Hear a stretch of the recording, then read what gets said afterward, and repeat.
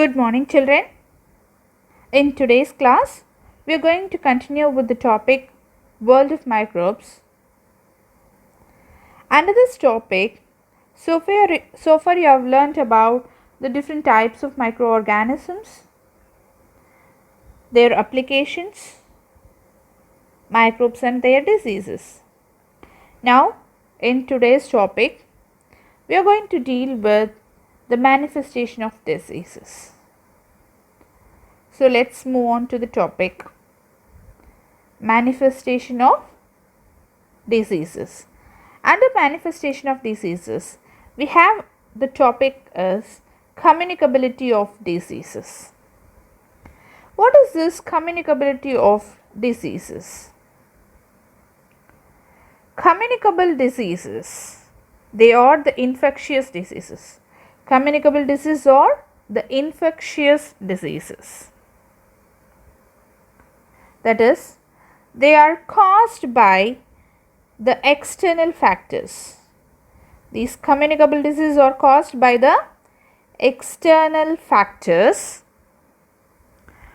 like the pathogenic organisms. External factors like the pathogenic organisms invading the body and causing the diseases.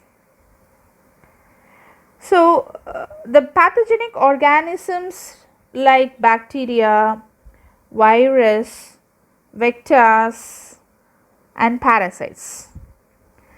So, those pathogenic organisms, they invade, they enter inside the body and they cause diseases. Understood? So, they are called as the communicable diseases. Example, you have influenza, tuberculosis, chickenpox, cholera, pneumonia, malaria, etc. So, what are the communicable diseases?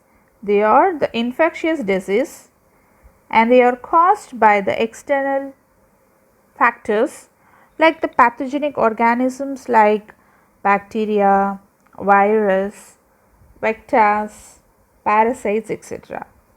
They invade inside the body, that is, they enter inside the body and they cause disease.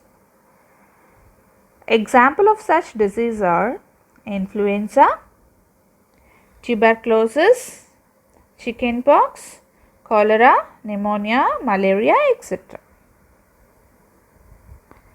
This next is non-infectious diseases.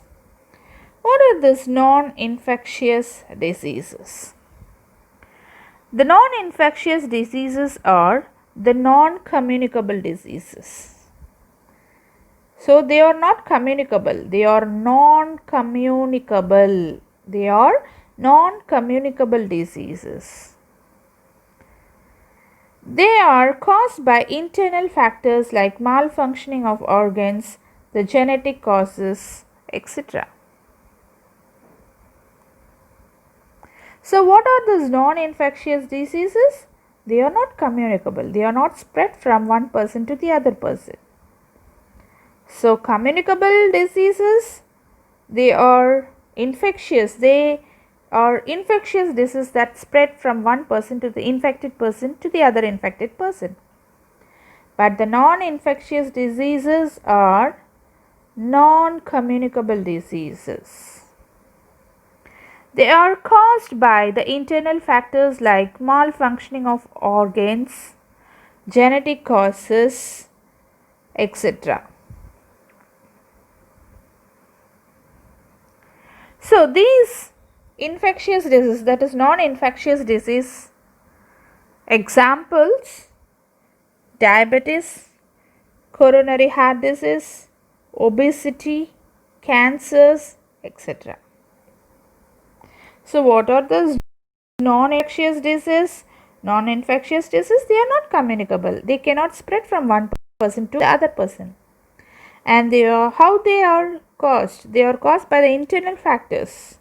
That is, if any of our organs are not functioning properly, or due to the genetic causes, or due to the hormonal imbalance of the body, or due to the immune system defect, All these may be the reason for the disease, and they cannot spread from one person to the other person. And examples are diabetes, coronary heart diseases, obesity and cancer. And these diseases cannot spread from one person to the other person, isn't it? So they are called as non-infectious disease. Are you clear? Now, let us see the point of entry and the place of infection. How these diseases enter inside the body and what is the place of infection.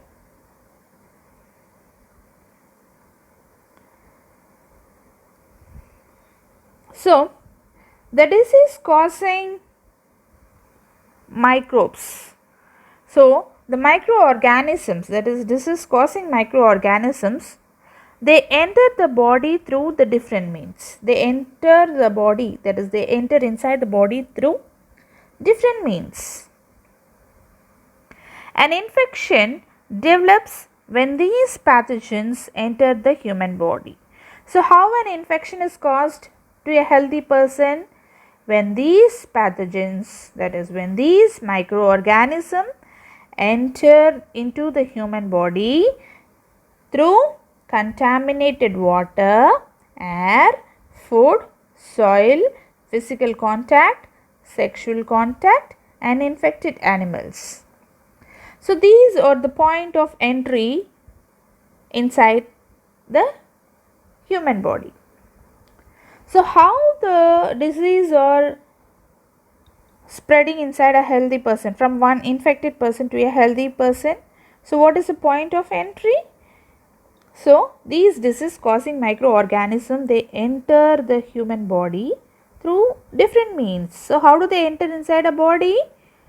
So, these microbes, they enter inside the body through different means like contaminated water,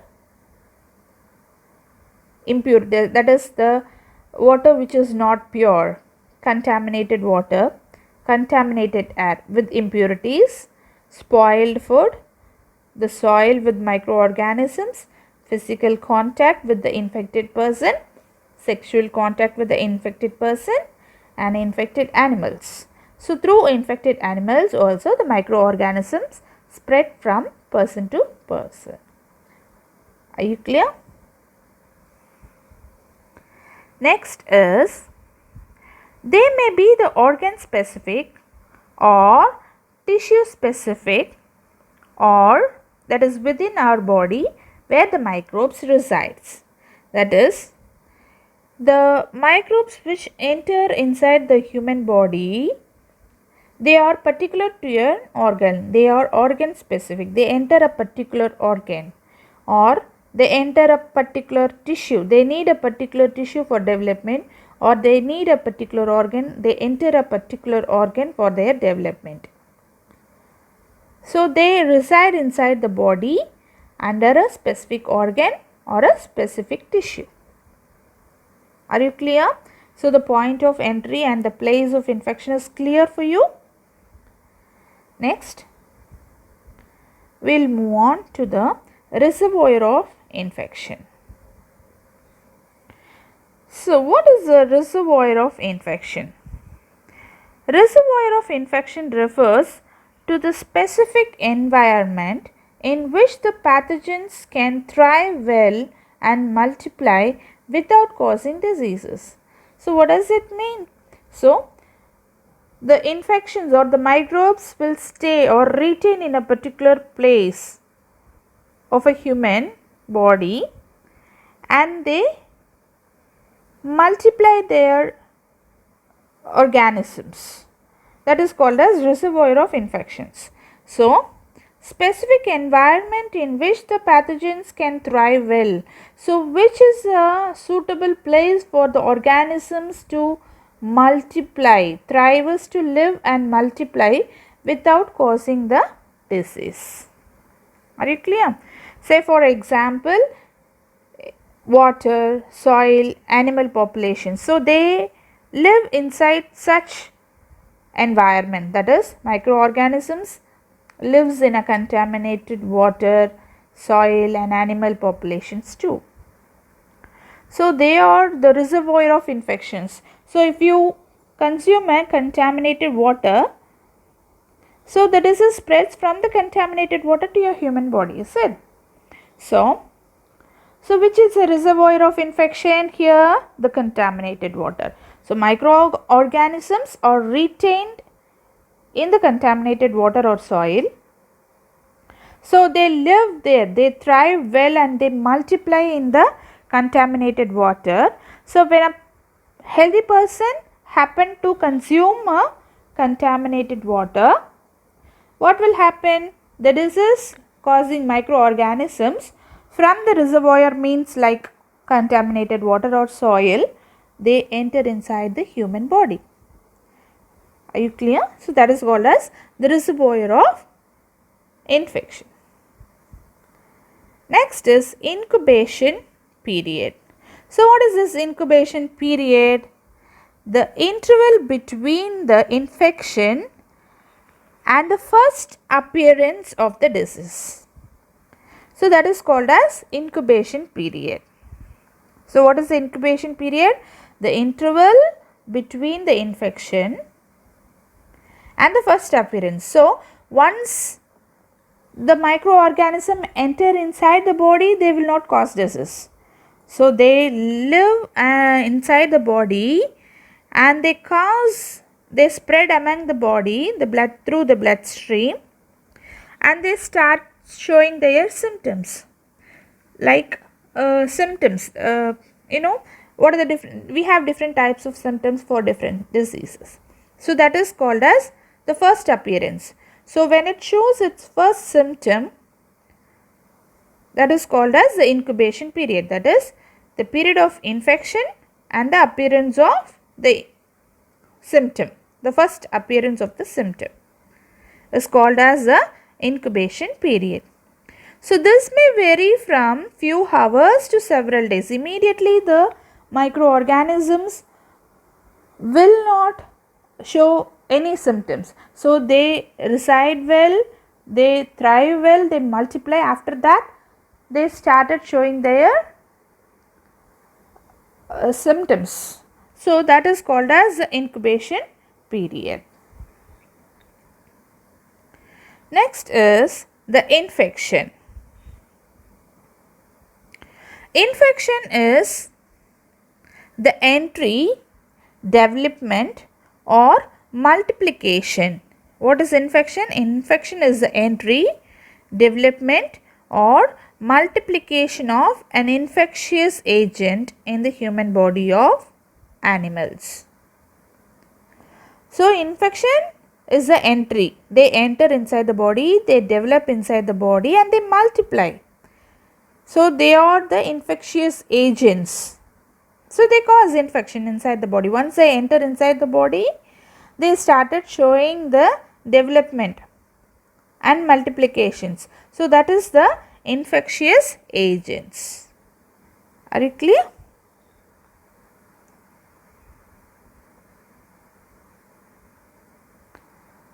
Next.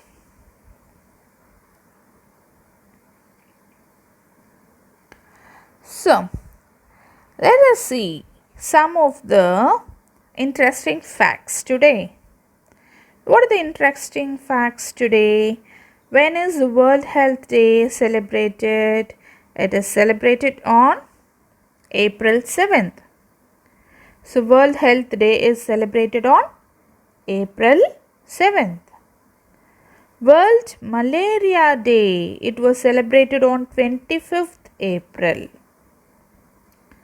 World Tuberculosis Day is celebrated on 24th of March. And World AIDS Day is celebrated on December 1st.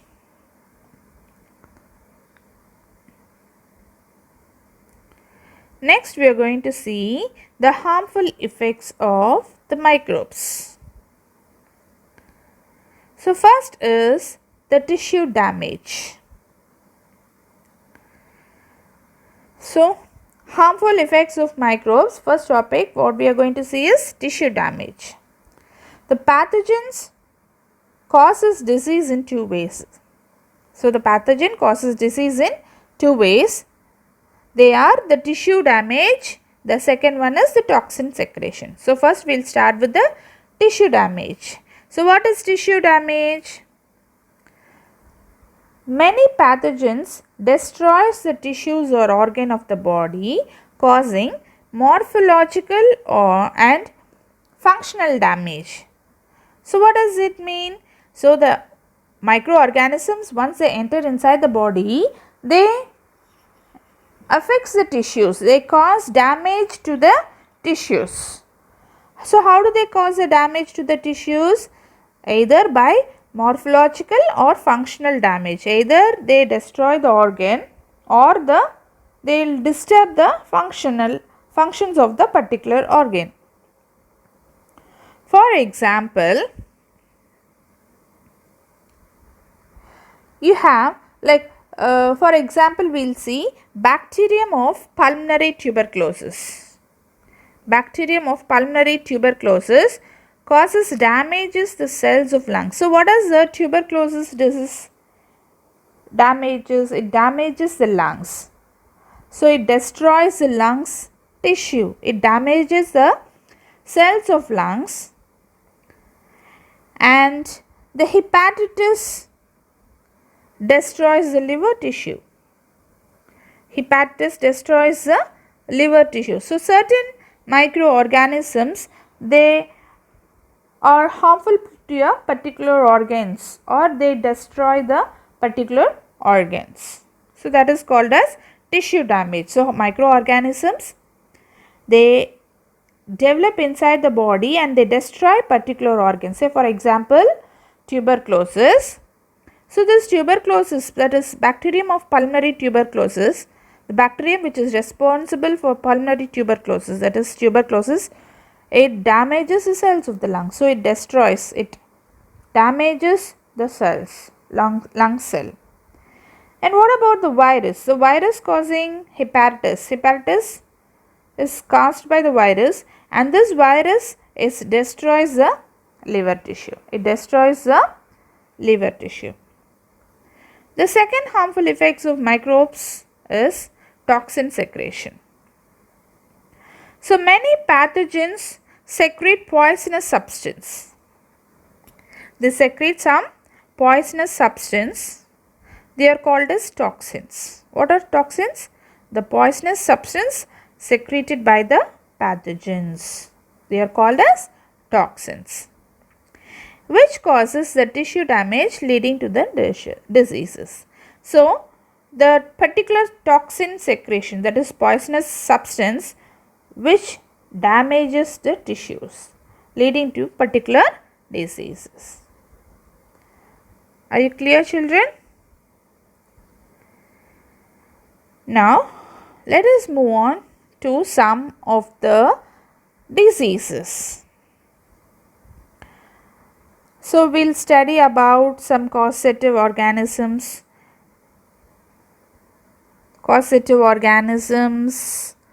Mode of infections, occurrence, symptoms and preventive measures of few airborne diseases today.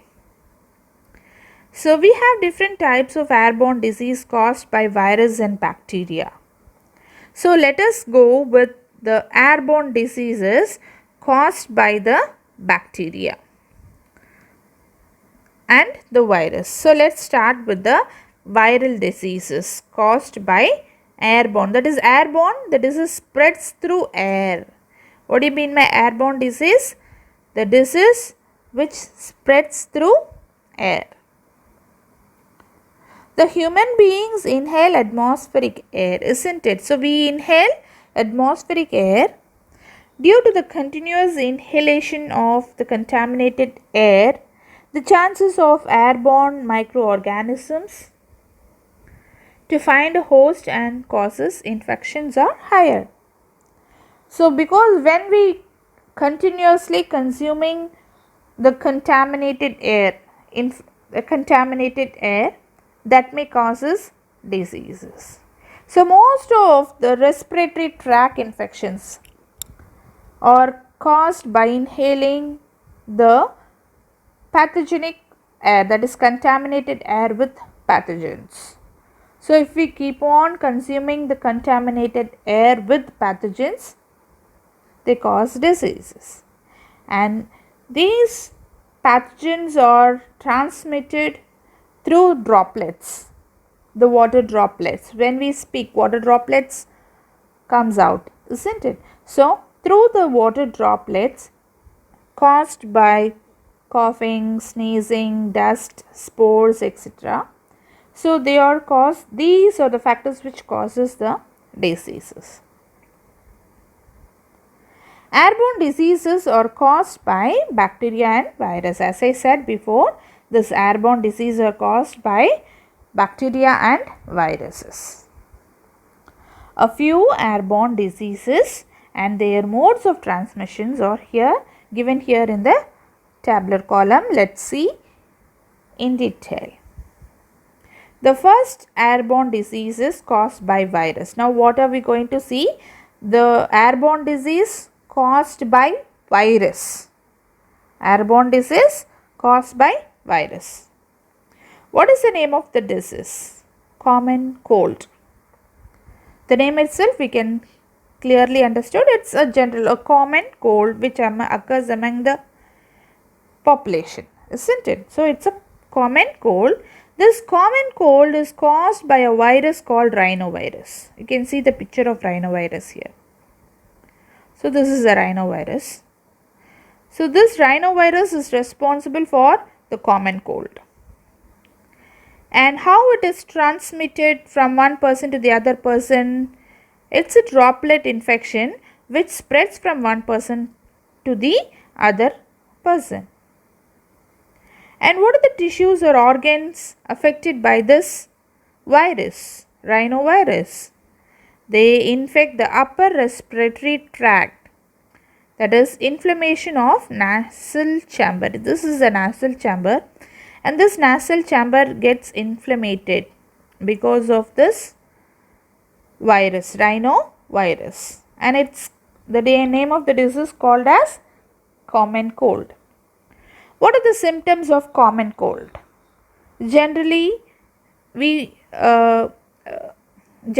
feel like common cold. A person with common cold will experience a fever, cough, running nose, sneezing, headache. So these are some of the general symptoms of common cold. So common cold is caused by rhinovirus. How does it spread? It's a droplet infection which spreads from one person to the other person. What is the organ of infection? Upper respiratory tract. What are the symptoms of common cold? Fever, cough, running nose, sneezing, headache, etc. Are you clear? Have any doubt about common cold? So common cold is caused by the virus called rhinovirus. So next viral disease is influenza. What is the name of the disease? Influenza. This influenza, commonly we call it as a flu. We can call it as a flu. And this name of the virus is myxovirus. What is the name of the virus? Myxovirus. Again, you can see here the picture of the myxovirus. How does it transmit it from one person to the other person? Droplet infection. So what is droplet infection? Through droplets infected from an infected person to a normal healthy person, the disease spread through droplets. What is the organ of infection? Again, the respiratory tract, inflammation of nasal mucosa and the pharynx. And here we have some symptoms of influenza. What are the symptoms? Fever, body pain, cough, sore throat, nasal discharge, respiratory congestion, difficulty in respiration. So these are some of the symptoms of influenza. So what is the name of the disease here? Influenza. Name of the pathogen causing disease? Myxovirus. Mode of infection? Droplet infection. The organ affected? Respiratory tract. What are the symptoms? Fever, body pain, cough, sore throat, nasal discharge, respiratory congestion, etc. Are you clear? So the next disease caused by virus, airborne disease caused by virus is measles. What is the name of the disease? Measles.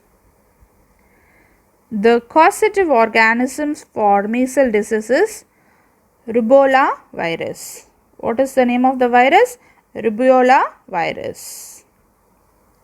Again, the mode of infection is droplet infection. Droplet nuclei and direct contact with the infected person. So the disease spreads directly from an infected person through droplets. Organ affected is respiratory tract. What are the symptoms? Here you can see symptoms. Eruption of small red spots or rashes in skin. So in skin you can see some red rashes or some red spots. So this is a symptom of measles. Cough, sneezing, redness of eyes. Conjunctive tissues, that is conjunctive tissues get inflamed. Pneumonia, bronchitis, etc.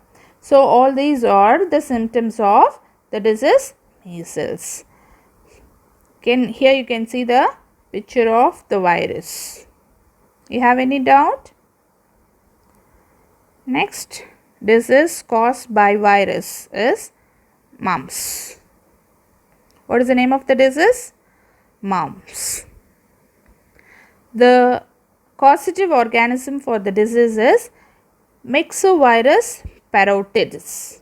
Myxovirus Parotids. You can see the picture of the virus, Myxovirus Parotids.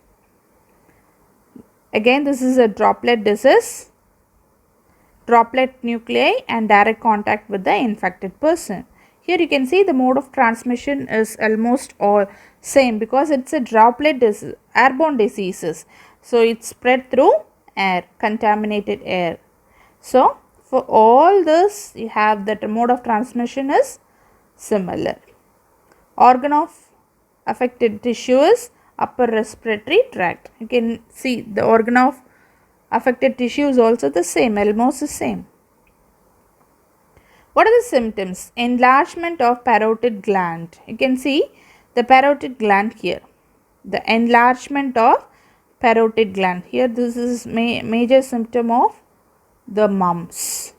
The swelling of parotid glands. And movement of jaw becomes difficult. So once the swelling of jaws happens, the movement of jaws is very difficult. So this is the major symptom of the mumps. What is the major symptom? Swollen parotid glands. You can see the parotid gland has become swollen. So this is a major symptom of the disease mumps. Are you clear? Next disease is chickenpox. So chickenpox disease is caused by the organisms called varicella zoster virus. Varicella zoster virus, which in short we call it as VZV. What is the name of the virus? Varicella zoster virus. And this virus transmitted by the droplet infection, droplet nuclei and direct contact with the infected person. Again, organ of infection is the respiratory tract. The major symptoms are the eruption of skin. You can see some red spot or the eruptions. All these are the red spots. The red spots Along with the eruption of skin, fever and uneasiness happens. So this is the symptom of chicken pox. Are you clear, children? So these are some of the airborne diseases caused by virus. All these are viral diseases. Next, we are going to see some of the bacterial diseases. Airborne disease caused by bacteria. So what is the first disease caused by bacteria? Tuberculosis. What is the disease caused by bacteria? Tuberculosis. The causative organism of that disease, tuberculosis, is Mycobacterium tuberculosis. What is the name of the pathogen?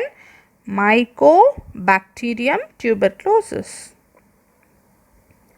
The mode of infection or the mode of transmission is droplet infection from the sputum of the infected person. Are you clear? Next is organ affected is the lungs. What is the organ affected is lungs. Next is symptoms: persistent cough, continuous cough, chest pain, loss of weight and appetite. Appetite is the hunger, right? Yeah. So all these are the symptoms of the disease tuberculosis. Here you can see the picture of tuberculosis. Mycobacterium tuberculosis. So what is the organ of infected area is the lungs. So it affects the lungs. So it spreads from one person to the other person through sputum, spitting. The infected person spits. So the spits through the sputum. Okay, the healthy persons get affected through the sputum of a infected person. Are you clear, children? The next bacterial disease is diphtheria. What is the second disease caused by bacteria? Diphtheria. The name of the pathogens is Corynebacterium diphtheriae. What is the causative organism? Corynebacterium diphtheriae. The mode of transmission is droplet infection, droplet nuclei. Again, the organ affected is the upper respiratory tract. Nose and throat gets affected. Next symptom will be fever, sore throat, choking of air passage, that is difficulty in breathing. So you can see the picture of a Corynebacterium diphtheria. Almost it is a dumbbell shape. You can see some black spots which resembles a dumbbell shaped bacteria, a rod shaped bacteria, of course. Next is symptoms of diphtheria. So what are the symptoms? Fever, sore throat, choking of air passages. So these are some of the symptoms of the diphtheria. Are you clear, children? The next disease what we are going to see is the whooping cough. Whooping cough, in other words, we can call it as pertussis. Pertussis, or we can call it as whooping cough. They are nothing but continuous cough with the whooping sound of cough. Whooping is because the person who cough will have an whooping sound, continuous sound. Okay, so the name of the pathogens is Botryella pertussis. What is the name of the pathogen here? Botryella pertussis. Again, it's a droplet diseases. Respiratory tract is affected. The symptoms will be mild fever, severe cough ending in whoop. Whoop, what do you mean by whoop? A loud croaking inspiration due to cough. It's a sound which is caused by coughing. You can see the picture of Botryella petrosus. Here you can see a number of Botryella petrosus. Here it's a magnified picture of a Botryella. So what is whooping cough? A continuous petrosus. We call it as a petrosus, continuous cough, which is called as whooping cough. Are you clear, children? You have any doubt? So that's all, children. We come to the end of today's session. Thank you, children.